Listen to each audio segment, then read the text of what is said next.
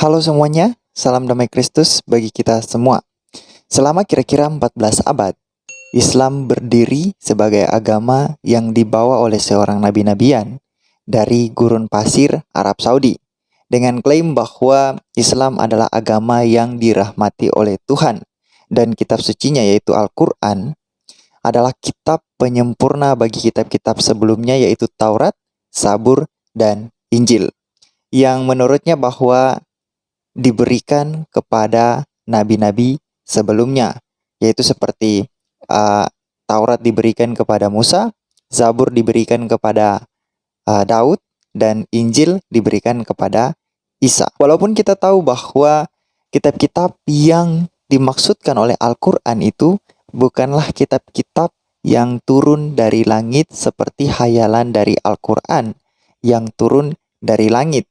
Dan bahkan juga para nabi tidak menerima kitab dari Tuhan kecuali Musa yang menerima dua loh batu hukum Taurat dari Tuhan sendiri.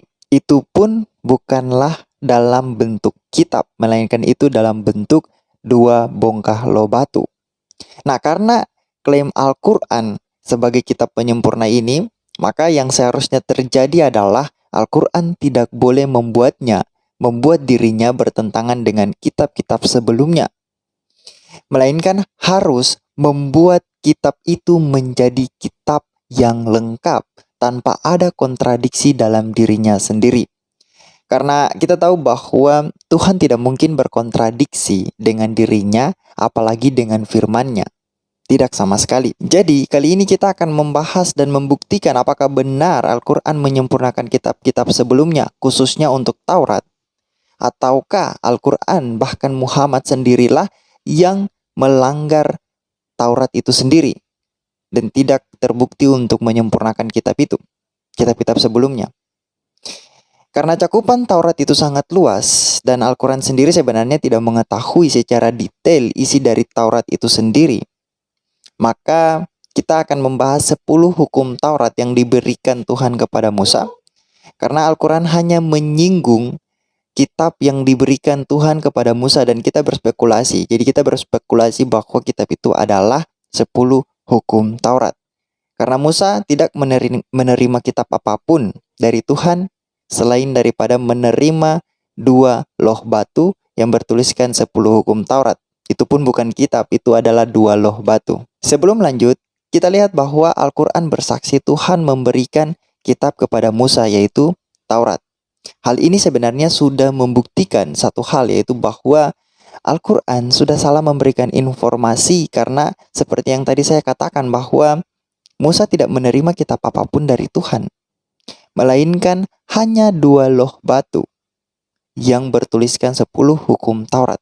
Jadi untuk hal pertama, Al-Quran sudah membuat kesalahan dalam pemberitaannya. Kita lanjut pada 10 hukum Taurat dan kita akan lihat karena Al-Quran tidak mempunyai 10 hukum Taurat. Padahal Al-Quran sendiri yang mengaku bahwa dirinya menjadi kitab penyempurna bagi kitab sebelumnya yaitu Taurat, Zabur, dan Injil, tetapi tidak memiliki 10 hukum Taurat itu. Jadi saya kutip langsung dari kitab Taurat sendiri yaitu kitab Shemot atau kitab Keluaran. Keluaran 20 ayat 1 hingga ayatnya yang ke-15. Namun saya tidak akan membahasnya secara utuh, tapi saya akan membaginya dalam dua sesi. Dan video yang pertama ini saya membahas tentang hukum Taurat, 4 hukum Taurat yang menyangkut relasi dengan Tuhan. Dan pada video berikutnya, sesi berikutnya, saya akan membahas tentang 6 hukum Taurat yang menyangkut dengan relasi bersama manusia. Jadi kita lihat saja relasi Al-Quran Muhammad dengan Tuhan ataukah berhala. Kita lihat pada hukum yang pertama. Akulah Tuhan Allahmu yang membawa engkau keluar dari Mesir, dari tanah Mesir, dari tempat perbudakan. Jangan ada padamu Allah lain di hadapanku.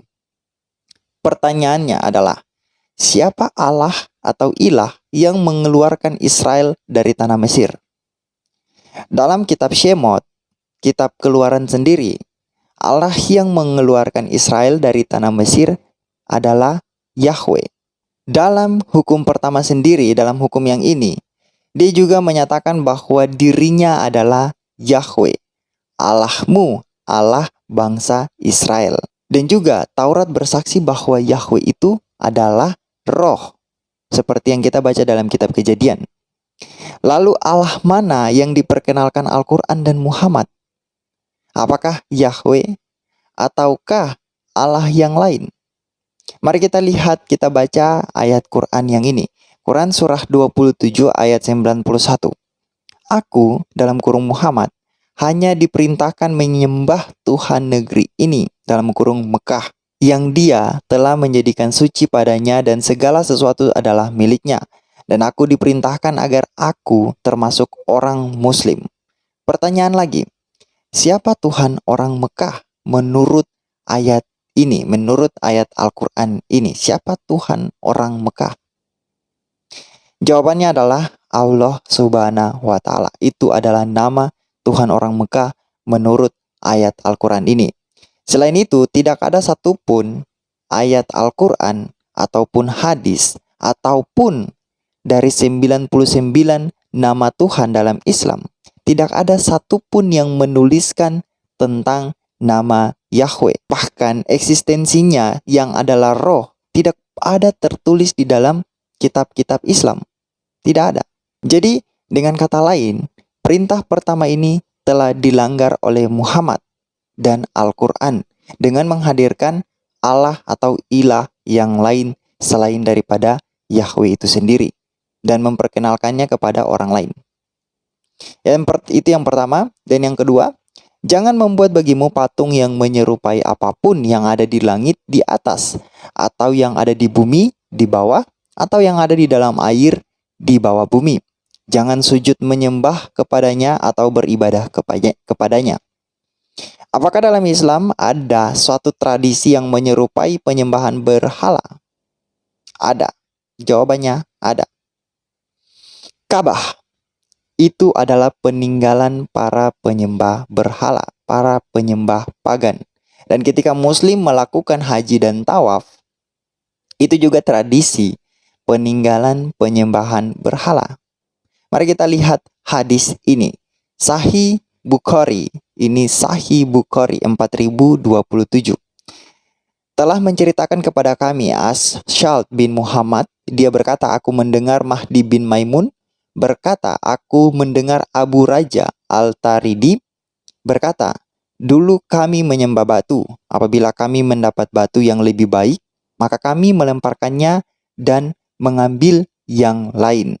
Dan apabila kami tidak menemukan batu, kami mengumpulkan segenggam tanah, lalu kami bawakan seekor kambing, kemudian kami peraskan susu untuknya, lalu kami tawaf dengannya. Jadi saudara-saudara sudah lihat? Tawaf itu adalah tradisi dari para penyembah berhala. Kalau masih kurang jelas, mari kita lihat Quran surah 2 ayat 158. Sesungguhnya Safa dan Mawar merupakan sebagian syiar dalam kurung agama Allah. Maka barang siapa beribadah haji ke Baitullah dan berumroh, tidak ada dosa baginya mengerjakan sa'i antara keduanya. Dan barang siapa dengan kerelaan hati mengerjakan kebajikan, maka Allah Maha mensyukuri, Maha mengetahui. Nah, untuk lebih jelasnya lagi, mari kita lihat tafsir dari ayat ini.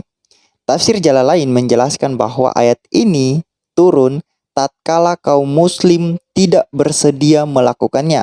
Disebabkan apa?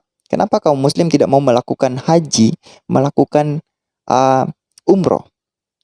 Karena menurut kaum muslim, menurut tafsir Jalalain, disebabkan orang-orang jahiliyah dulu biasa tawaf di sana sambil menyapu dua berhala yang terdapat pada keduanya. Jadi muslim sudah tahu bahwa itu adalah perlakuan penyembahan berhala.